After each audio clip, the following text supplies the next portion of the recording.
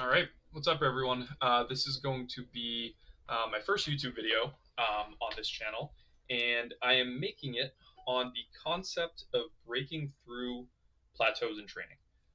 This is something that I recently went through with one of my lifters, Mavide Kang, Mavi Bunny on Instagram, and I'm just going to be making a little, video regarding kind of what goes into training plateaus, what is the way to go about solving training plateaus, and obviously that is going to vary with time and from a case-by-case basis, and then what we did with Mav specifically to break through her plateau on squat and deadlift. So before I talk about Mav's case specifically, I want to talk a little bit about, in general, right, what is going to contribute to a plateau, right? And we can classify or define a plateau in training as kind of just like a period of time where a lift is just not progressing, right? It's remaining stagnant and even in some cases regressing. And this can be because of a lot of things, right? And I will list some of those reasons here.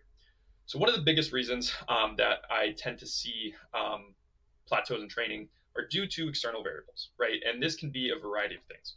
Plenty of people are going to have plenty of different situations, scenarios, right, outside of the gym, whether it is relating to nutrition, whether it is relating to stress, whether it is relating to sleep.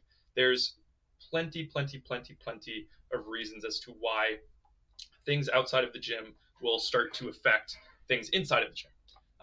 And when this becomes a bigger problem is when it starts to throw off predictability and it starts to throw off the validity of what we have written on paper, right? As coaches and as athletes who are self-coached, right, we have things written down on the spreadsheet. We have things written down on the program that work based on circumstances, right? Based on circumstances of things that we have done in the past, based on circumstances of things that we have found worked.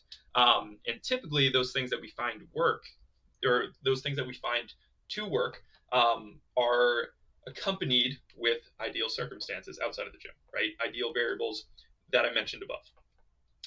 So the big issue becomes when those variables start to not be so ideal, and yet we stick to the same layout, the same structure, the same programming that we have been running with those ideal circumstances, and suddenly we start to spin our wheels, right? We see, people missing top sets at the end of their blocks, right? We see people kind of starting to pick up these nicks and pains, injuries in some cases, or just overall, sputtering out at random places in the blocks, right? Just overall a lack of predictability in their training, and subsequently a lack of validity in what we have written on paper. All right, so another point that can contribute to just plateaus in training is going to be technique, right? And more specifically, a specific or a certain fault in that technique that creates inefficiency or a leak that causes lifts at heavier loads, right? These are going to be things or aspects of technique that only cause lifters to really miss at those peak loads, right? Those you've tapered through a block or through a couple blocks, right? You're up to singles, and every single time you get around to singles, you miss, right? What is causing this person to miss? In the case of a deadlift, right? One example that comes to mind right off the bat is someone who pulls with a very scooped pelvis, right? A very posteriorly tilted pelvis right off the bat, right? Using up all the glutes, you get to that lockout, you just have nothing to lock you up, right? No matter how much this person kind of strengthens their start position off the floor, no matter how much this person strengthens their lockout, whatever it may be, they're not going to be able to just blow past that sticking point most of the time. They're always going to get stuck there until they address the root issue of the cause, which is their technique. So that's an easy example of just like you can be just banging your head against the wall, block after block after block after block, going for these PRs and just continuously missing at these peak loads as a result of just technique, right? And not to say that that's something that's simple to fix or that's easy to fix, but it's something that, if not addressed, will continue to be the root cause of a plateau in training. So the next point here is about programming, right? And programming, I can kind of see two main avenues that this becomes a big issue, right? And the first one is when you just don't have a programming structure that creates predictability, right? you have someone who either comes in too fatigued, understimulated, just in general not strong for their primary days at the end of each block. And this happens over and over and over again, and they just don't perform well as a result of the programming just not allowing them to show up strong, right? And this can cause a plateau because, if you're not going to show up strong in training, you're not going to put up numbers to hit PRs and to have that momentum. Typically, right, we have primary days that have these indicator sets, right? We have these top sets on the primary days that we are aiming to have show up stronger each week, block to block, whatever it may be, to be those markers of, okay, we see that, this primary bench day single, each block it goes up, each week it goes up, whatever it may be. Like, that's the thing that we're aiming to have come into these days strong, and that's the thing that we are aiming and kind of structuring the program around to have those show up strong, right? And then an issue arises when we aren't able to do that, or we don't have a system in place to be able to create that predictability and to be able to create that, okay, each week we get this set to be strong, or each block we get this set to be strong by the end of the block, right? If you don't have that, you're not going to have, productive training, right? And that is going to be a cause of a plateau. Another issue that comes to mind, and the second point that I mentioned earlier, is just programming that doesn't create adaptations, right? At the end of the day, getting stronger, getting bigger, right? Whatever it may be, overall powerlifting is about adaptations, right? Both neurological and physiological when it comes to the nervous system, when it comes to gaining muscle, right? Improving the ability for our muscles to produce force, right? All of that comes down to adaptations, right? If we don't have a program that is stimulating enough to create adaptations, right, there's nothing there, right? We aren't able to create progress, whether that is because things are, too light on the, working sets for the barbell work, whether that is because, someone just doesn't have enough muscle mass and there aren't enough accessories in the program to actually help that person gain muscle mass.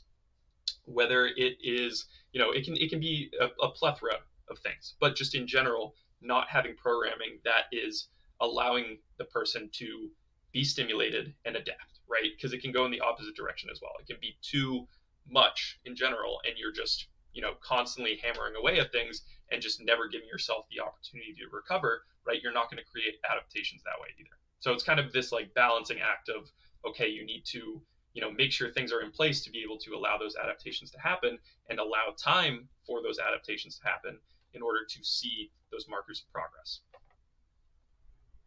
And then another big one that comes to mind is just mental, right? The psychological aspect of lifting heavy weights. There are going to be people who are, going to lean on the more neurotic side of lifting, going into these high RPE, singles. They're going to be super anxious, right? They're going to be very nervous. And that is going to cloud their ability to do things in a predictable way, right? And a lot of the times you're going to see people doing different things, right? You're going to see people just randomly do something that they don't normally do in their setup. They're going to move in a certain way that they don't normally do, and it's going to cause them to miss, right? Then there's that cycle of kind of just like continuously missing the same weight over and over and over again. And that creates that mental barrier of, okay, you now think that this is just this, insurmountable weight that you're never going to be able to get past. And every time that we load it on the bar, there's that literal weight of kind of just like weighing down on you, thinking that, you're never going to be able to do this, right? And there's that mental aspect of things as well, where there just needs to be confidence in your own ability to execute a lift, right? If you're going into a set thinking that, you're going to fail this and constantly thinking the whole way through, allowing those thoughts to kind of distract yourself from going through the normal process, right? 9 times out of 10, you're going to miss, right? And that's going to cost the lift. So that's something that I tend to see a lot. And that's big in a lot of newer lifters as well, right? With people who haven't necessarily been in the game for long enough to develop the resilience that it takes to really work through training plateaus. There are going to be people who, go 2 years without PRing a lift. There's going to be people who go longer than that. And when you first start out, it's easy to feel like, oh, it's normal to progress every single week. It's normal to, hit a PR every single block on, your bench single.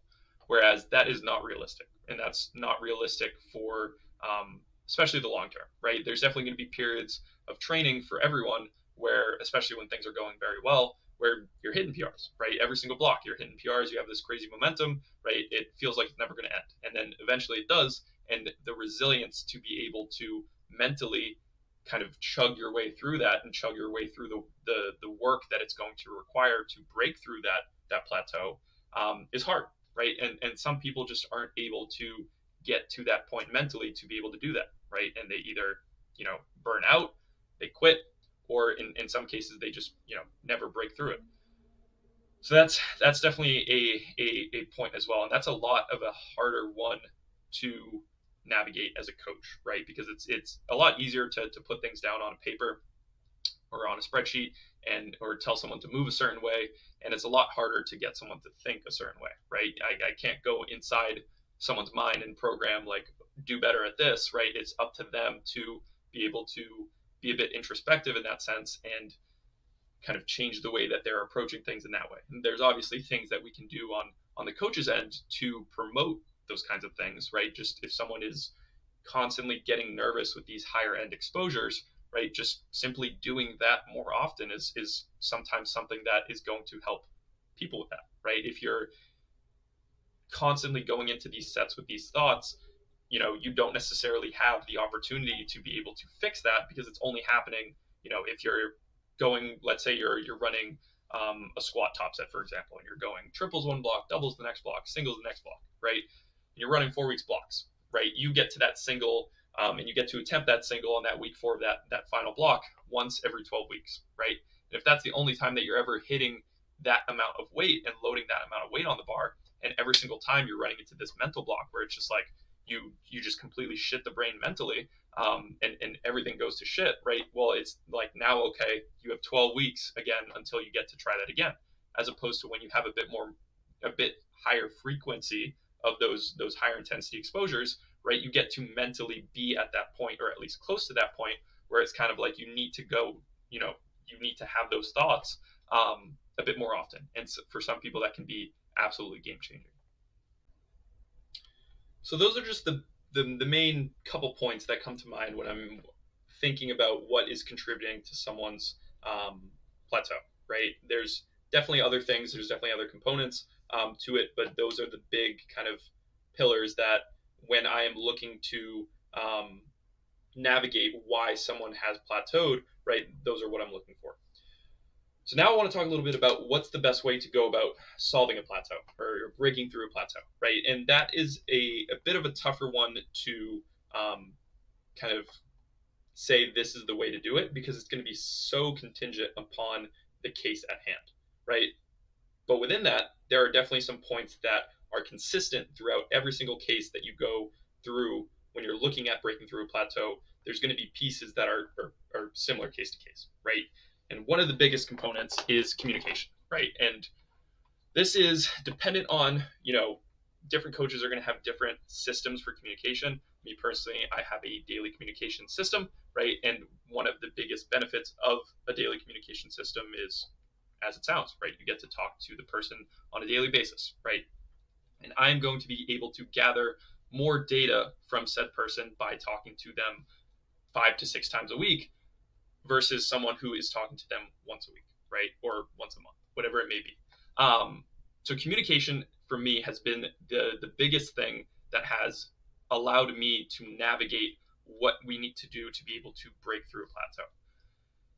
Without the details that we get from communication, right, it's very hard, right? And you're basically walking through the dark. Whereas when you have all the bits and pieces that you need, you start to be able to paint that picture of, okay, now I kind of see what's going on, and you kind of are able to kind of path things out in a way that let you inevitably break through that plateau. Some examples that come to mind of kind of what are things that could pop up through communication that you're not necessarily going to see on paper, right? And these are things that could, or looking at it in the past, right, could have been the cause of the plateau, right? And simply just addressing those things are something that could solve the plateau. And in some cases, it's just data, right? One example that comes to mind is just sleep, right? Let's say you have someone who's consistently performing poorly, right? It's happening block to block to block to block. You're just like, what the hell is going on, right? We went from all this momentum to suddenly just like something just flipped, right? And your technique looks the same, but you just look like you straight up just got weaker, right? Body weight is something that comes to mind. Sleep is something that comes to mind, right? If you don't communicate that you've suddenly just lost 15 pounds of body weight and you're just in the gym a whole lot weaker and technique looks the same and programming's the same and it's been the same for the past 6 months, right? It's an issue that if you don't communicate that, right, or if you're not able to get that out of the athlete through communication, right, down the line, if that's happening for a couple blocks, right, that could very much just be the source of the plateau itself, right? Constantly coming into sessions with unideal external variables, right? You're constantly coming in to your primary squat day on Saturday as a college student hungover, right? Or you are constantly coming into a primary day as a someone who works, a labor-intensive job after work, as opposed to maybe before you're training before work, right? There's plenty of situations and circumstances that could be a big kind of contributor to why someone has plateaued. And another one that comes to mind is just accessories, right? There's plenty of people out there who still will hire coaches, be on programs, and then just sandbag all their accessories, right? And in some cases, even skip them. And that is extremely low-hanging fruit for just progress, right? You are not going to be getting as much out of the sport from just doing squat, bench, and deadlift versus from actually doing accessories, from actually pushing accessories, from progressing accessories over time. If let's say you have bicep curls in your program and you're doing the same weight, that you were doing last year for the same amount of reps for those bicep curls, chances are, right, either the system that you have in place to progress those accessories aren't working, or you're just not trying hard enough, right? And sometimes that is a difficult thing to see on paper. Me personally, I don't have people film accessories, especially on a consistent basis. It might be a one-off thing where I'm like, hey, film this so I can see how that looks, or if it's an accessory that we're, like a leg press or a belt squat that we're pushing to a high RPE, right? Typically, I like to have people film that to make sure that I can say, hey, you look like you didn't try hard enough on this, or hey, good job. It looks like you pushed to that true RP8, RP9, whatever it may be. Versus, like, I'm not going to have someone film a hamstring curl, right? On let's say they have hamstring curls in their block for 12 weeks, right? I'm not going to have them film that every single session for every single week. And who knows, they could be going into the gym and just not doing them, or just not trying hard enough. And maybe that is one of the reasons that they aren't able to sustain progress past this, macro cycle, whatever it may be. So this next point is a bit more for the coach versus the athlete, but it's a tendency to tunnel vision, right? And this is something that's easy to fall into the trap of when you feel comfortable in terms of the layout that you have and the structure that you have for someone's program. Sometimes, right, it's going to be that situation of what I mentioned earlier, where you just simply run the adaptations of something dry, right? And there needs to be change. And for whatever reason, if you have these, ideas that are your kind of general rules for what you want this person to be doing, it's easy to tunnel vision into the wrong direction in that sense, right? If you're going to problem solve why something isn't working for someone, and you make a decision and you take a step in one direction, and based on your heuristics or what has previously worked for this person, you're like, maybe that wasn't enough, and then you take another step in that direction, and then you take another step in that direction, and it just continuously doesn't work, right? The ability to take a step back and say, okay, why is this not working, right? We went in this direction and this didn't work, right? Let's bring it back over here and then maybe go in a different direction, as opposed to continuously being like, okay, this has worked for this person in the past, this has to be the way, right? And tunnel visioning in one direction and just chugging along in that one direction, right? You can get into real trouble in terms of just like, okay, you look at where your program is at, 3 to 4 blocks from now, and it's going to look drastically different than, where you started at. And that can be a big issue for some people when they just don't have that ability to take a step back and look at the broader image of what is happening. And then my final point with my kind of thought process in terms of how I go about, or what I feel like is the best way to go about breaking through plateau, is to just come up with a plan and stick through it, right? A lot of the times when you are looking for a quick fix for a plateau, right? Or if you feel like, based on your your gut feeling, your the data that you've collected, whatever it may be, that one decision that you're making is going to be so impactful that it's going to result in this big change. It's easy to pull back or kind of take a step back from that decision too early if you don't have a game plan and you're not willing to stick through it, right? Some of these changes and some of these plateaus that you're going to be going through are going to be on a much larger scale than just a couple weeks, right? And thinking that one change is going to yield results in the span of 2 weeks, or is going to be so meaningful that it yields results in the span of 2 weeks, is super unrealistic, right? So I feel like coming up with a game plan with communication and being broad enough in your view of what's happening to be able to make sure that you are confident in the direction that things are going in and that it's backed up with previous training data or whatever it may be, is huge, right? And then being able to just put the hammer down and stick through it regardless of what the results might look like in the short term is super important, because a lot of the times if you're going by those short term kind of fluctuations of how strong someone might be or how someone might feel or how a technique change might feel, right? It's going to feel like shit in the moment, right? You make a technique change that's actually meaningful to someone's deadlift, to the way that they're approaching the bar, to their setup, and it's going to feel weird, it's going to feel clunky, you're thinking about it, right? It's not automatic yet, and that's not going to happen in the span of a week or two. But allowing the time for that to settle in and allowing the programming to once again run its course in terms of those adaptations is super important, right? Because that's when you're really going to get that view of, okay, how did this work, right? We came up with this plan with this idea in mind, and what was the result that we got out of it? And a lot of the times, right, if the plan has proper communication and you were looking at things from that broader view, right, based on previous training data, and you're looking at these points mentioned above, right?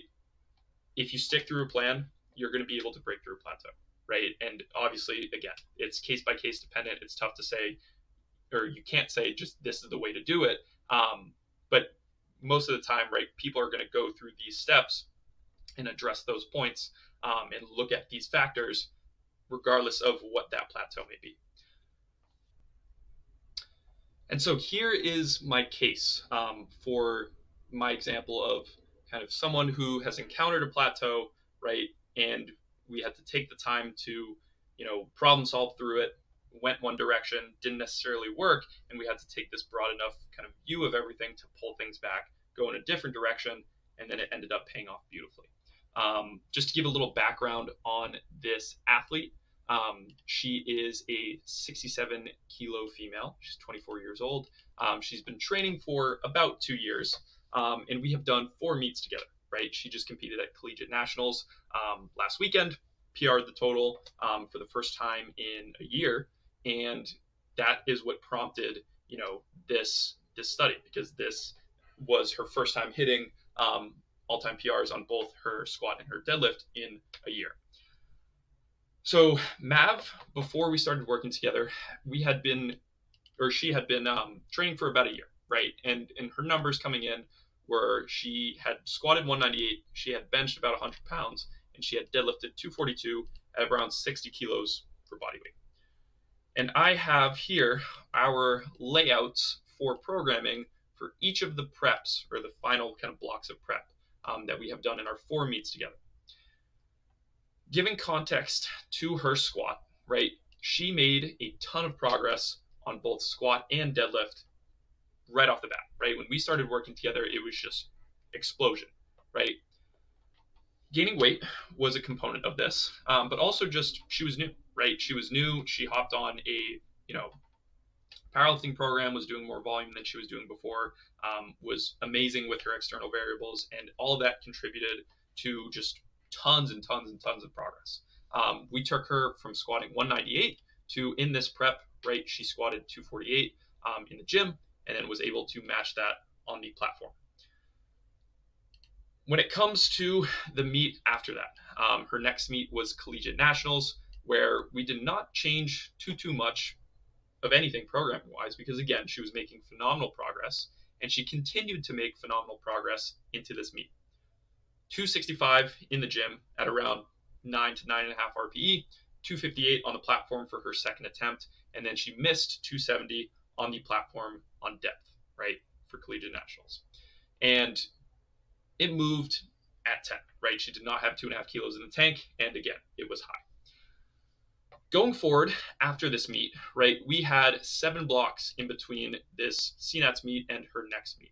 And what we encountered following CNATS was a couple things, right? We started running into pretty severe center mass issues, right? She would come into the hole and she would squat back up out of the hole, and everything would just shift back, right? She would shift completely back onto her heels. She'd pretty much stop, right as she was coming up, and it would essentially go from, the bar would essentially be still, right? It stopped in midair as she was squatting up, and sometimes she would break through it, and sometimes she wouldn't.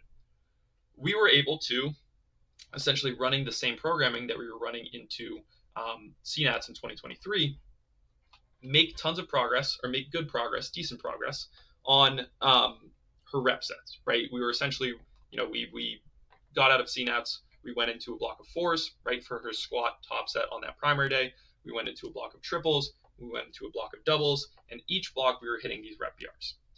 When we got around to singles, right, that is when things started to change, right? We encountered that issue where, she hit that sting point and is just not able to break through it because she's in such a disadvantaged position, right? Based on that, we were running into a lot of other things as well. And it was kind of just a perfect storm of all of the factors that go into a plateau that I mentioned above, right? Mentality, right, was not necessarily where it should have been, right? There was a lot of anxiety surrounding these bigger lifts. There was not a lot of confidence going into these sets, and there was definitely a mental block when it came to her kind of recognizing that, oh, this is my sticking point, right? This is happening every single time, I go to squat heavy, and it was just happening over and over and over again. Technique wise, right, she's not someone who is extremely responsive to cueing, right? And we made efforts to try and kind of cue her out of that movement, but it would just continue to happen, right? And regardless of the cueing that we did use, and we trialed plenty of things, the same issue would arise. Programming wise, she just wasn't feeling strong come those final primary days. And the changes that we did make, as I said before, took us into a direction that, based off of what was working prior, the direction that we went in was just the wrong direction, right? And based on communication, we weren't necessarily able to kind of decipher that this was the wrong direction, right? And so we kind of went in this direction that was essentially making the problem worse, and we regressed, right? She ended up competing 7 blocks after this CNATS in 2023, and in prep for this meet, external variables were not good, right? Stress was high, recovery was low, technique was at an all-time high of this issue happening, so the consistency of it was just in the gutter. Programming wise, we didn't really, we weren't really confident in what was working for her, and this was, again, a combination of just the lack of communication as well as just other things going on and the incorrect direction that we kind of took on my end. And then mentality, right? She was destroyed in terms of just her confidence when it came to the squat. And she knew that, once we get to a certain amount of weight on the bar, that this was going to happen. And that was very, very destructive in terms of her top end strength. So we missed 258 in this prep.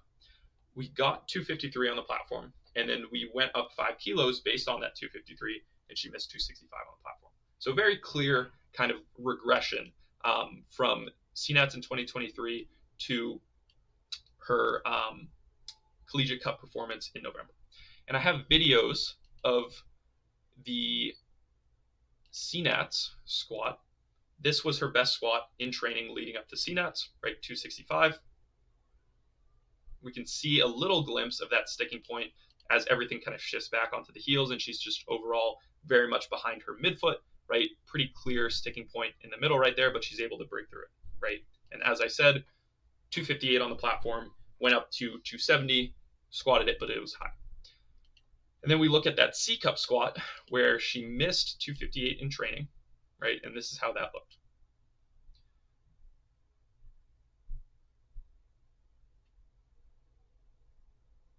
Everything shifts back and just completely loses it, right? We don't have any strength to actually blow through that sticking point because we're just so deleveraged at that point, and she just misses, right? And we saw the same thing happen on the platform that resulted in that 265 miss. Going into CNATs for 2024, which was her next meet, we did a pretty big overhaul in her training, right? We took a step back, we met on a call together, and we had a discussion, right? We cleared up points that, you know, were being kind of misinterpreted through communication, and just very clearly set the boundaries of kind of like, this is what we need to talk about for each session. These are the points that we need to cover. This is what we're going to try to work on, and this is how we're going to do it, right? We created that plan and we stuck to it, right? Part of that plan was swapping from heels to flats, which right away off the bat was a huge improvement, right? She was still running into that issue slightly, but nowhere near as much as she was running into it before. Another kind of thing that we decided to address was the inconsistency of how she actually felt coming into these primary days, right? One of her biggest kind of things that she would report was feeling unpracticed, right? And unpracticed coming into that primary day. We experimented with bumping the exposure a bit closer to the primary day, and that didn't necessarily work. And she was also limited due to being a master's student with just scheduling, right? She wasn't able to train on any day of the week that she wanted to.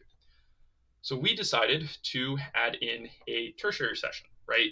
We knew that there were components of squatting that made her look very good, right? Pause squatting was one, high bar squatting was another one, that those two variations specifically resulted in very, very kind of clean squatting for Mav's primary day. And we knew that when we didn't have those components in our program, things just didn't look the same.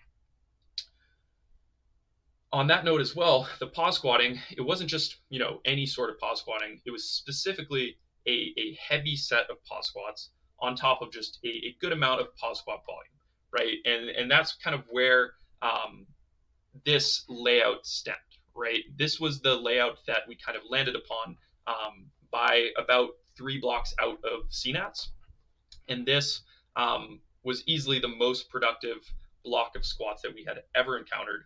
And we were just able to carry that momentum for the next couple blocks into the meet, right? We didn't taper or squat at all. We just trained into the week 4, and we got a beautiful result, right? The result from this layout, right, where we had her tertiary day was high bar squats, right, for a 2x6 at very light percentage.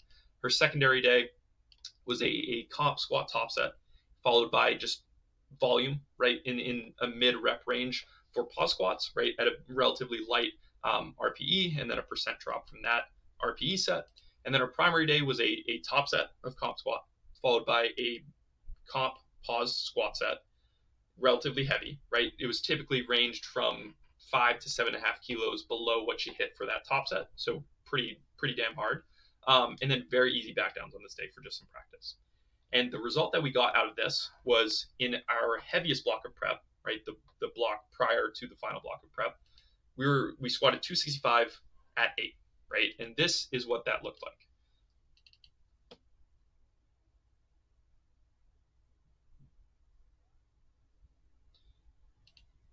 Me personally, I'd rate this 8.5 to 9-ish. She rated it an 8. And this was easily her strongest looking squat that I had seen from her in a year, right? So we knew that we were onto something with this programming, and we didn't touch anything going into the meet. Typically, Mav performs really well in meets regardless, right? She's just someone who does well on the stage, right? Being in front of a crowd and performing in that sense helps her take her mind off of, you know, whatever other components of lifting she typically has to think about, and it always results in, you know, a very nice boost in strength, right? And that's exactly what we saw. on the platform, she squatted 270 for an all-time PR with, 2.5, potentially even 5 kilos in the tank, which is easily the strongest that her squat has ever looked, and the official kind of like break of the plateau that we had encountered for the past year. So going forward after the meet, right, we will be continuing to essentially just do what is working, and incorporate the components of, just typical programming that we were incorporating before, while just running the same scheme. And I am predicting that, we're just going to hit the ground running after she gets back into training, and just be able to continue the momentum in that sense, which I'm extremely, extremely happy about. All right, now let's look at her deadlift. And this was interesting because it was a essentially identical case, with the squat, where it was just a matter of center mass issues causing a lack of strength, right? Or just allowing strength to not show up, programming going in a weird direction as a result of, communication, and then eventually having to take that step back, communicate, broad view, technique changes, and then boom, results. So again, just to give some context, her best deadlift starting out was 242 at 60 kilos. Her first meet a couple months later, she ended up pulling 145, which is a massive increase. And then going into collegiate nationals, right, we were able to pull even more, right? From the first meet to her second meet, we changed essentially nothing, because again, she had absolutely blew up with progress. 319 her first meet to 352 in prep for CNATs, and then 352 on the platform, both pretty much at 10. And then going forward from that, right, that's when things started to kind of get a little bit wonky. Deadlift training over the summer, right, following the collegiate nationals meet, we made some changes, thinking that we were going in the right direction with things. After trying, I think we had a block where we essentially ran the same things, and things kind of regressed a good bit. So we said, okay, right, we're going to go in this certain direction, right? There are these kind of components of the technique that we're looking to work on. As if we take a look at videos, Mav at the time was a very kind of flexed over, rounded deadlifter. This is her 352 from that collegiate nationals prep, right? Which, if we look at her start position here, it's very just kind of like brute forcey, wedge in, do my thing, and it was working very well, right? But going forward after the meet, things just weren't clicking the same. She would show up in training and not necessarily be able to replicate that kind of setup day to day, and through cueing and technical practice and whatever it may be, right? We just weren't able to create a consistent setup session to session. And that led to things programming wise having to change to try and accommodate those changes and bring us back to normal. And eventually, right, we landed upon this, which was her training and what her training looked like going into the final block of prep, right? We had played around with tempo eccentrics on the secondary day to try and help her positioning. Didn't really work too well. And then just overall, right, the stimulus that we had her doing was just not enough to have her show up strong, right? We'd consistently get into the gym on those later weeks of the blocks, right? Everything sub 308 would move extremely well, and then anytime we'd kind of load anything more than that on the bar, things would get super scooped. She would get very flexed over, very heel biased, right? Mentally, there was a huge block there as well, so we just weren't able to get those kinds of weights off the ground. We went from, there was a week where she missed 314 in training. Here was her last pull of that collegiate cup prep where she missed 330, just straight up didn't budge off of the ground. And you can see here, that start position just super scooped underneath, super heel biased, right? Just very flexed over, no leverage to actually get that weight off of the ground, and it doesn't budge, right? In that meet, she ended up pulling 336, right? Because again, Mav is someone who on meet day is always going to perform very well, right? No nerves, no thinking, just going out there having fun. She's going to perform well on squat and deadlift 100% of the time. And that's exactly what we saw, right? She went from missing 330 in training to 1 week later smoking 336 on the platform to 9 to 9.5 RP, right? So we said, okay, right, we definitely need to overhaul something here. What we are doing is not working because we went from pulling 352 in training, 7 blocks ago, to missing 330 in prep and only hitting 336 on the platform at the same body weight.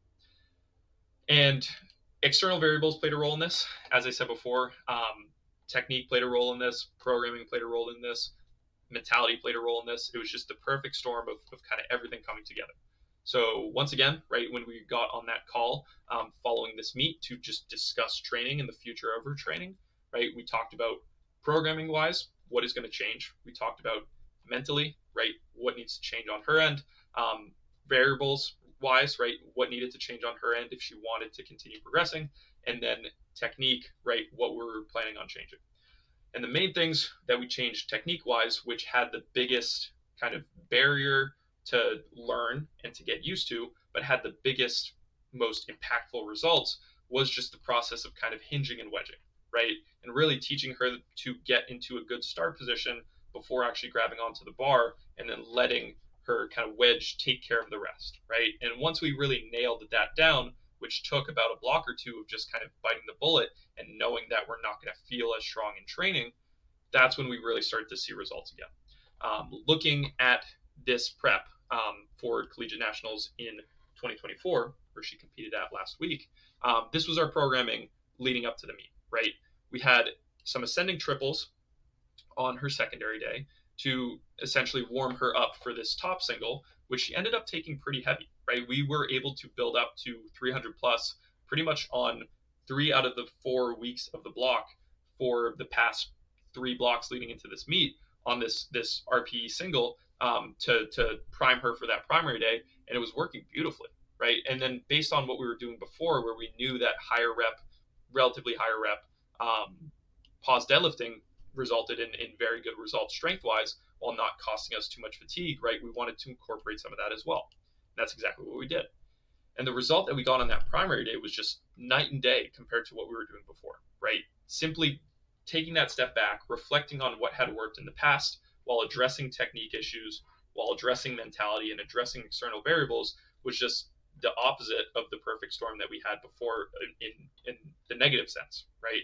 This was a perfect storm in the positive sense of everything coming together in the way that we needed to create productive training. And that's exactly what we got, right? Consistently, we were having very, very strong performances on this top single. We were hitting triple PRs pretty much every single block going into the meet. We, at some point, had a set of 4 here, which she ended up hitting 314 for 4, and then the block after hit 319 for 3, which are both massive sets for her. And these percent drop sets of 4 were just kind of like easier back down sets to once again just give her some practice, right? And the result that we got out of this was in prep, in our heaviest block leading into the meet, right? We pulled this 348, which was one of the best reps that I have seen Mav do, period, right? 2.5 kilos under the current all-time PR, and she just smokes it. Going into the meet, same situation, right? We knew that because we were training into the meet, we didn't have to worry about the taper, right? We knew that she was going to perform very well on the platform, and we planned, based on how well that moved, to just shoot for around that 162 to 165 range on the platform, and that's exactly what happened, right? She did end up missing 358. I believe it was the week after this 348, so this ended up being a week 3, and on that week 4 of that block, we attempted 358, and it just didn't budge. But in that moment, we knew that it was more so a situation of, the mental barrier was still there, right? There was some fatigue that had built up, so we probably started that block a bit too early, took a little bit too much too early on. So we just paced that final block a little bit more conservatively, made sure that we saved the big pull for the platform, and it went beautifully, right?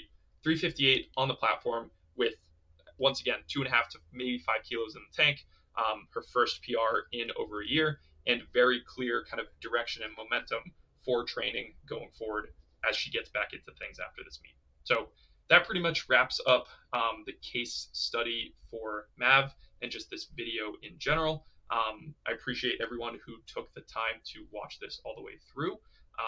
And yeah, that's pretty much it. Peace out.